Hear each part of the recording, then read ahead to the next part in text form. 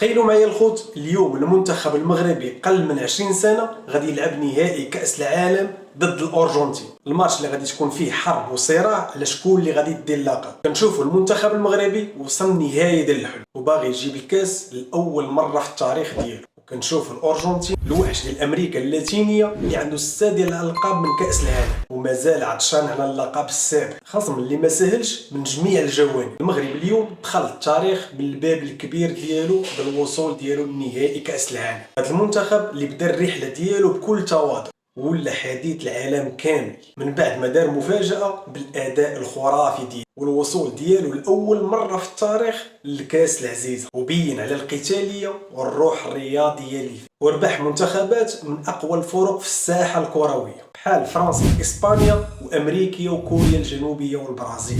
جيل صغير في العمر ولكن كبير في الاداء وفي القوه وحتى في العزيمه.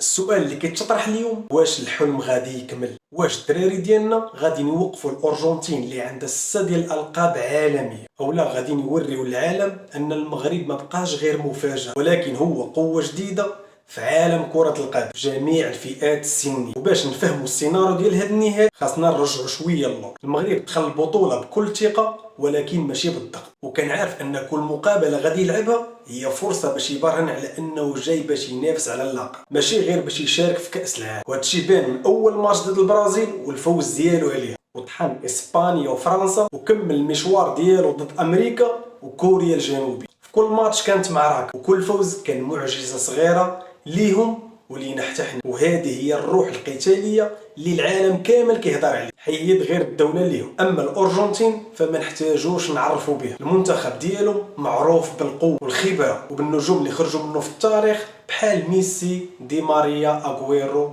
وغير ذلك. ولكن اليوم كاين جيل جديد، جيل جاي بنفس الطموح اللي عند المنتخب المغربي. النهائي ديال اليوم غادي يكون شبعان اعصاب. المغرب باغي الكاس الغالي، الارجنتين باغا تزيد تعمر الخزينه ديالها باللقب السابع. من جهه المنتخب المغربي التركيز كامل غادي يكون على الدفاع المنظم، المرتدات السريعه والسرعه في الهجوم. اما من جهه الارجنتين السيطره والتمريرات القصيره والضغط العالي، هذه كلها نقاط القوه ديالها. ولكن الميزه اللي عند المنتخب المغربي هي الروح القتاليه اللي خلات كلشي يصفق لهم. هاد الشباب ما عندهمش تجارب كبيره ولكن عندهم ايمان بالرايه المغربيه وارضاء الجمهور المغربي داخل الوطن وخارج الوطن. اليوم النهائي غادي تلعب في الشيلي والجماهير المغربيه غادي تكون حاضره وبكثره، والعالم كامل غادي تكون عينه على المغرب والمعجزه اللي يقدر يدير، ومربوحه ان شاء الله. المغرب ماشي غادي يلعب غير على الكاس ولكن غادي يلعب على الكرامه وعلى الرايه الحمراء وعلى رساله للعالم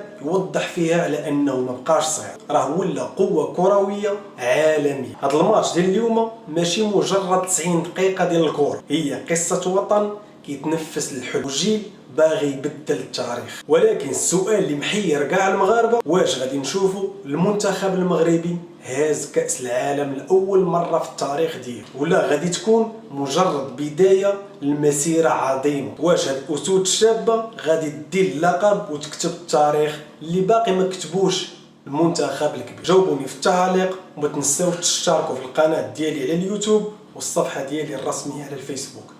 تهلا.